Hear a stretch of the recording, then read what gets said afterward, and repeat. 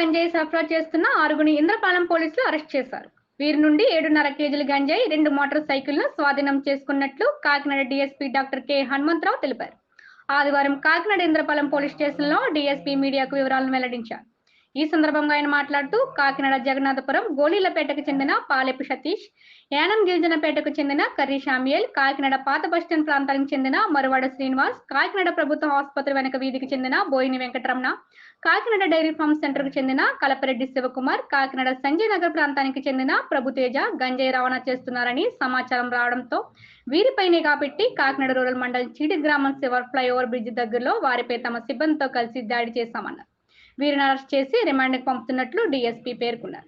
యువత గంజాయి బారిన పడకుండా మంచి ప్రవర్తన కలిగి ఉండాలని, అలాగే వాటికి జోలికి వెళ్లవద్దని గంజాయి అమ్మిన వాళ్ళపై హుక్కు పదం మోపుతున్నట్లు ఆయన తెలిపారు. యువత సత్ప్రవర్తన కలిగి ఉండాలని ఆయన కోరారు. గంజాయితో వ్యాపారం చేసినా లేదా వినియోగించినా వారిపై చర్యలు తీసుకుంటామని డీఎస్పీ హనుమంతరావు ప్రజలను హెచ్చరించారు. ఈ సమావేశంలో కాకినాడ రూరల్ సీఏ డిఎస్ చైతన్య కృష్ణ, ఇంద్రపాలెం ఎస్ఐ వి మణికుమార్ సిబ్బంది పాల్గొన్నారు. కాకినాడ జిల్లా ఎస్పీ గారు విక్రాంత్ పాటిల్ సార్ వచ్చిన తర్వాత కాకినాడ పట్టణాన్ని బేస్గా పెట్టుకుని కాకినాడ డివిజన్ మొత్తంలో ఈ గాంజా మరియు ఇతర మాదక ద్రవ్యాల వినియోగాన్ని అరికట్టడానికి ఒక ప్రత్యేకమైన బృందం ఏర్పాటు చేయడం జరిగింది. ఆ బృందం గత 20 రోజులుగా మనందరికీ తెలిసిందే, అన్ని చాటుమాటు ప్రదేశాలు ఏవైతే ఉన్నాయో కాకినాడ పట్టణం, అలాగే Indrapalem limits, Sarpavaram limits, Thimmapuram limits ఏరియాలో వాళ్ళు అవుట్స్కట్స్లో ఎక్కడైతే శ్మశానాలు కానీ డైలాబిలేటెడ్ బిల్డింగ్స్ అట్లాంటివి ఏవైతే ఉన్నాయో వాటన్నిటి మీద నిఘా పెట్టడం జరిగింది. కింద కాకినాడ రూరల్ మండలంలో ఖాళీ స్థలంలో ఒక 6 వ్యక్తులు కలిసి గంజాయి సేవిస్తూ ఉండడంతో వాళ్ళు ఆ సమాచారం మేరకు రోడ్లో ఇన్స్పెక్టర్ గారు, అట్లాగే ఇంద్రపాలెం ఎస్ఐ గారు, సిసిఎస్ ఇన్స్పెక్టర్ గారు వీళ్ళందరూ మొత్తంలో రైడ్ చేయడం జరిగింది.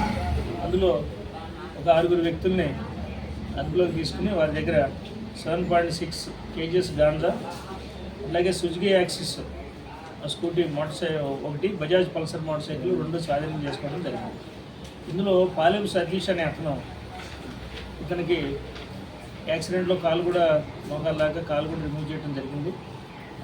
ఇతని మీద 6 ప్రాపర్టీ అఫెన్సెస్, అట్లాగే ప్రీవియస్గా 2 గాంజా కేసులు కూడా ఉంటున్నాయి.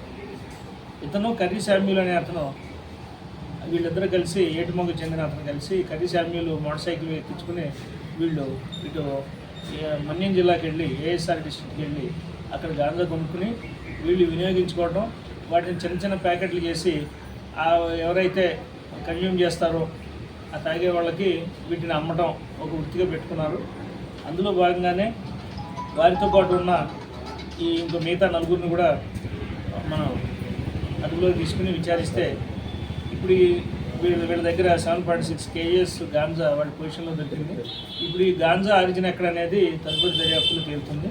ప్రస్తుతానికి వీరిని అరెస్ట్ చేసి ఎన్డీపీఎస్ యాక్ట్ ప్రకారం వీళ్ళ రిమాండ్ పంపడం జరుగుతుంది. మరియు ముఖ్యంగా కాకినాడ డివిజన్ ప్రజలందరికీ ఎటువంటి చిన్న అనుమానం ఉన్నా సరే గాంజా బలానా ప్రదేశంలో దొరుకుతుందని మీరు ఎప్పుడైనా సరే మా టీమ్స్కి కనుక ఇంటిమేట్ చేస్తే మా దగ్గర ఎఫెక్టివ్ వాట్సాప్ గ్రూప్ ఉంటుంది. సో దాంట్లో వెళ్తే మన టీం డెడికేటెడ్గా రౌండ్ ది క్లాక్ 8 మంది సిబ్బంది, అంటే ఒక చిన్న సైజు పోలీస్ స్టేషన్ సిబ్బందిని ఎస్పీ గారు నియమించారు. వారు రౌండ్ ది క్లాక్ తిరుగుతున్నారు. సో ఖచ్చితంగా ఈ అవుట్స్కట్స్లో ఉన్న చోట డైలాబిలేటెడ్ బిల్డింగ్స్, రైల్వే ట్రాక్స్ దగ్గర ఉన్న నైట్ టైం కాంగ్రిగేషన్ మీరు గమనిస్తే అది కూడా తెలుస్తుంది. ఎక్కడన్నా మీ దృష్టిలో ఏమన్నా వచ్చినటువంటి ప్రదేశాలు తెలియపరచండి. కొంచెం ప్రజలందరూ కూడా చైతన్యవంతమై ఈ సామాజిక బాధ్యతగా అందరూ తీసుకుని ఎటువంటి సమాచారం ఏదైనా చెప్తే దాని మీద కూడా మేము చర్య తీసుకుంటాం. ఈ 10 రోజుల్లో కాకినాడ డివిజన్లో మంది ఈ గాంజా సీజన్ ఇది 2వ కేసు. సో ఖచ్చితంగా మన టీంని పెట్టిన తర్వాత టీం నుంచి సత్ఫలితాలు వస్తున్నాయి. అట్లాగే పత్రికా సోదరులు, మీడియా సోదరులు, అట్లాగే ప్రజలు సహకారం ఉంటే ఇంకా దీన్ని పూర్తిగా నిర్మూలించి ఈ మాదక ద్రవ్యాల రహిత కాకినాడగా మనందరం చూద్దామని త్వరలో